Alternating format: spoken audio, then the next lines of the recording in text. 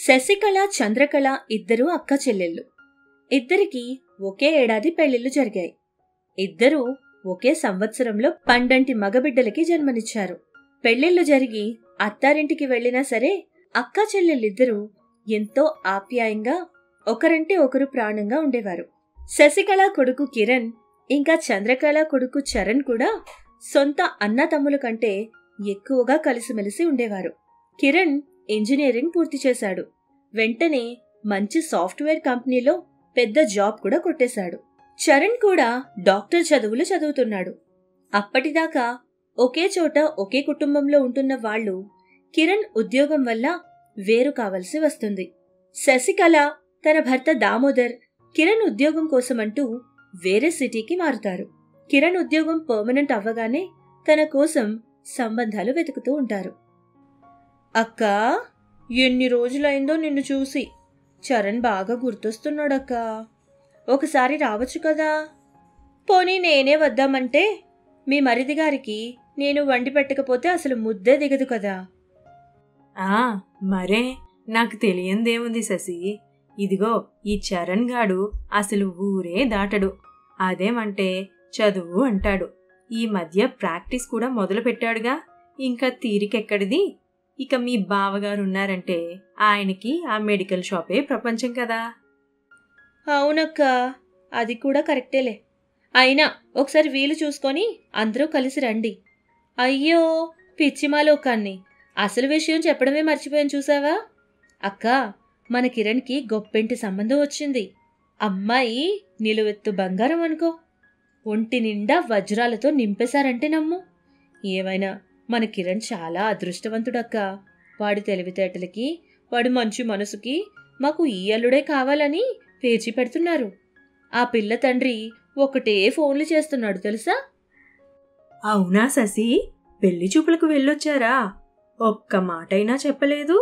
అయినా గొప్పింటి వాళ్ళు అంటున్నావు. అన్నీ ఆలోచించి జాగ్రత్తగా నిర్ణయం తీసుకోండి. సరేలే. అయినా వేలెత్తి చూపించడానికి అసలు ఏవీ లేదులే.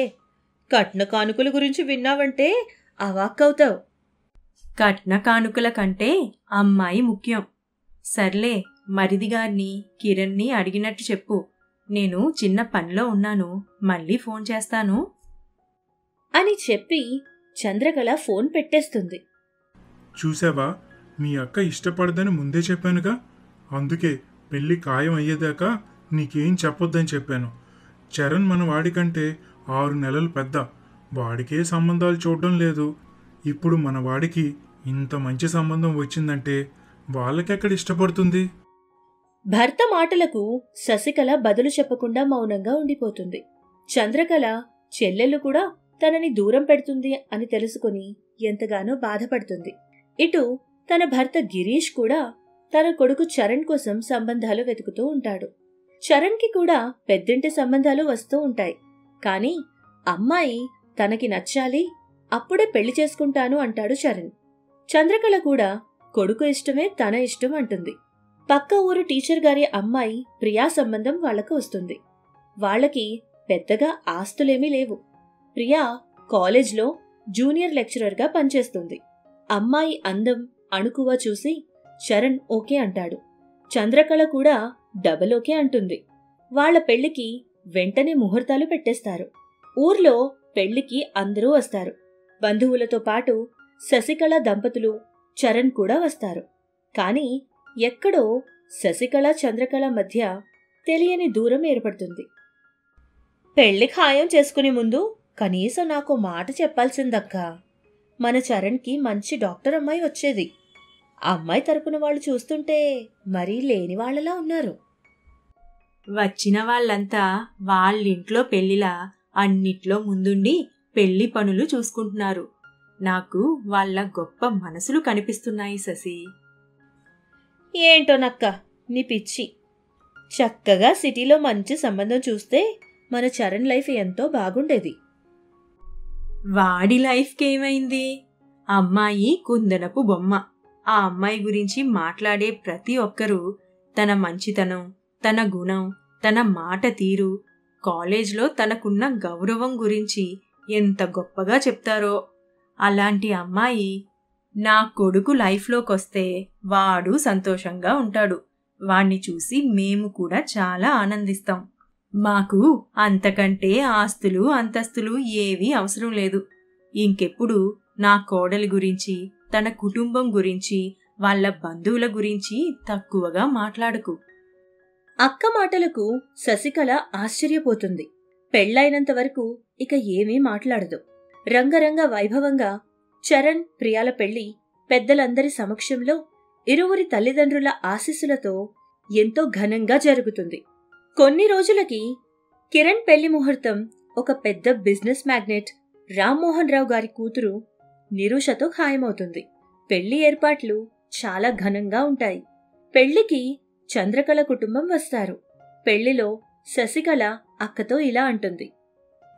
చూసావుగా అక్కా, ఏర్పాట్లు ఎలా ఉన్నాయి? ₹1 కూడా మమ్మల్ని ఖర్చు పెట్టనివ్వలేదు. అయినా వాళ్ళకి తక్కువైతేగా కిరణ్ని నెత్తిన పెట్టుకుని చూసుకుంటున్నారక్కా. అంతా ఆ భగవంతుని ఏర్పాటు. ఆగు, నా కొడుక్కి కోడలికి దిష్టి తగలకుండా దిష్టి తీసొస్తానే అంటూ శశికళ గబగబా కొడుకు కోడలి దగ్గరకు వెళ్తుంది. అక్కడే వియ్యాలవారంతా ఫోటోలు దిగుతూ ఉంటారు. శశికళ వాళ్లకి అడ్డంగా వెళ్లేసరికి, అమ్మా, అసలు నీకు కనిపిస్తుందా? అక్కడ ఫోటోలు తీస్తుంటే అలా అడ్డంగా వస్తావేంటి? అది కాదురా, నీకు కోడలికి దిష్టి తీద్దామని. ఆంటీ, కొంచెం పక్కకెళ్తారా? నా కజిన్స్ వెయిట్ చేస్తున్నారు. వాళ్ళు నెక్స్ట్ ఫ్లైట్కి వెళ్ళిపోవాలి. సరేనమ్మా, సరే. అలా చెప్పి శశికళ వాళ్ల దగ్గర నుండి గబగబా పక్కకి వచ్చేస్తుంది. అక్కడ జరుగుతుందంతా చంద్రకళ చూస్తూనే ఉంటుంది. పెళ్లి చాలా ఘనంగా జరుగుతుంది.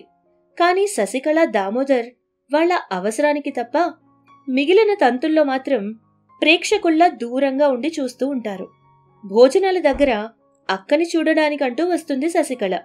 ఇంతలో ప్రియా తన కోసం, వాళ్ల అత్త కోసం చెరో ప్లేట్ పట్టుకుని వస్తూ ఉంటుంది. అత్తయ్య, ఇదిగోండి ప్లేట్ తీసుకోండి. చిన్నత్తయ్య, పెళ్లి సూపర్ డూపర్గా జరిగింది. ఇంత గ్రాండ్ వెడ్డింగ్ లైవ్లో చూడటం ఫస్ట్ టైం. నిరూషని చూడాలంటే కళ్ళు చాలట్లేదు. వెంటనే వెళ్ళి దిష్టి తీసేయండి. సరేనమ్మా, భోంచేయండి అంటూ శశికళ చిన్నమోహం చేసుకుని అక్కడి నుండి వెళ్తుంది. ఆ విధంగా కిరణ్, నిరూషల పెళ్లి జరుగుతుంది. పెళ్లి జరిగాక కార్యక్రమాలన్నీ ముగించుకుని కోడలు ఇక ఇంటికొస్తుందిలే అని ఎదురుచూస్తూ ఉంటుంది శశికళ. ఇంతలో కిరణ్ ఫోన్ చేసి, హలో అమ్మా, మాల్దీవ్స్ కి టికెట్స్ బుక్ చేశారు. నైటే ఫ్లైట్. మీరు కూడా ఎయిర్పోర్ట్కి వచ్చేస్తే అలా ఒకసారి కలవచ్చు.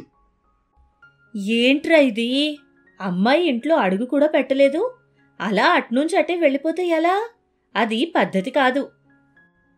ఈ పద్ధతులు, ఆచారాలు, పాతకాలం మాటలన్నీ మాట్లాడకమ్మా. వాళ్ళు చాలా గొప్పవాళ్ళు. వాళ్లలా మనం కూడా ఉండాలి కదా. అయినా మావయ్య నాకు, నీరుకి కొత్త హౌస్ తీసుకున్నాను అన్నారు. మేము డైరెక్ట్ గా అక్కడికి మూవ్ అవుతాం. మధ్య మధ్యలో మీరు అప్పుడప్పుడు వస్తూ పోతూ ఉండొచ్చు. సరిపోతుంది కదా. ఆ మాట వినగానే తల్లి మనసు చాలా కలత చెందుతుంది. శశికళ భర్తకి చెప్పుకొని ఎంతగానో బాధపడుతుంది. దామోదర్ కూడా వాళ్ల సంతోషం కంటే మనకి ఇంకేం కావాలి, అది చాలు కదా అని భార్యకి నచ్చ చెప్పుకుంటాడు. రోజులు, నెలలు గడుస్తూ ఉంటాయి. కొడుకు, కోడలు వాళ్లని చూడడానికి రావడం లేదు. ఎప్పుడైనా వాళ్లని చూడాలి అని అనిపించినప్పుడు వెళ్ళినా కూడా సాయంత్రం కల్లా ఇంటికి వెళ్ళిపో అంటూ కొడుకే చెప్పడంతో ఇక వాళ్ల దగ్గరకు వెళ్లడం కూడా తగ్గిస్తారు. కొన్ని నెలలకు కోడలి శ్రీమంతానికి రమ్మంటూ అక్క దగ్గర నుండి ఫోన్ వస్తుంది. ఎంతో సంతోషంగా అక్క దగ్గరకు పరుగు పరుగున వెళ్తుంది. వాళ్ల కుటుంబంలో ఉన్న ప్రేమ, ఆప్యాయతలు చూసి కంటతడి పెట్టుకుంటుంది. ఏమైంది శశి? ఎందుకలా దిగులుగా ఉన్నావు? ఏం లేదక్కా, నా కంట్లో ఉన్న పొర ఇప్పుడు పూర్తిగా తొలగిపోయింది. ఎవరు ఏంటి అన్నది నాకిప్పుడు పూర్తిగా అర్థమైందక్కా. నన్ను క్షమించక్కా, నిన్ను చాలా బాధ పెట్టేశాను. అయ్యో శశి, అవేం మాటలు?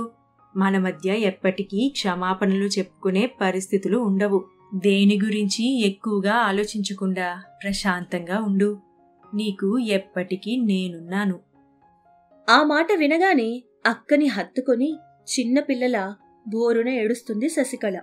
బావగారు, చరణ్, ప్రియా కూడా వచ్చి అందరూ తనని ఎంతగానో ప్రేమగా చూసుకుంటారు. వాళ్ళింట్లో శ్రీమంతపు కార్యక్రమం అంతా ముగిసిన తర్వాత వచ్చిన బంధువులందరూ 1 లేదా 2 రోజులు ఆగి ఎవరింటికి వాళ్లు వెళ్ళిపోయారు. 4వ రోజు శశికళ, దామోదర్ కూడా బయలుదేరుతుండగా చరణ్ వచ్చి ఇలా అంటాడు. చిన్నమ్మా, ఎక్కడికెళ్తున్నావు? ఏ, నేను నీ కొడుకునేగా, నా దగ్గర ఉండకూడదా? ఏం చిన్నానా, మీరైనా చెప్పొచ్చు కదా. నా కడుపున పుట్టినోడు కూడా ఒక్కరోజైనా ఉండమ్మా అని నోరారా అడగలేదురా. వాడికంటే నిన్నేమెక్కువ చూశానని ఈ అమ్మంటే నీకంత ప్రేమ? నాకు అమ్మా నాన్న ఎలానో మీరు అలానే. ఎప్పట్లాగా మీరు ఇక్కడే ఉండిపోవచ్చు కదా. అవును చెల్లి, వాడెప్పుడు నా మనసులో మాటే చెప్తాడు. ఇంకేమీ ఆలోచించకు. వాళ్ల ప్రేమకి శశికళ, దామోదర్ నోరు విప్పలేకపోయారు. ఇక అప్పటి నుండి అందరూ సంతోషంగా కలిసిమెలిసి జీవించసాగారు.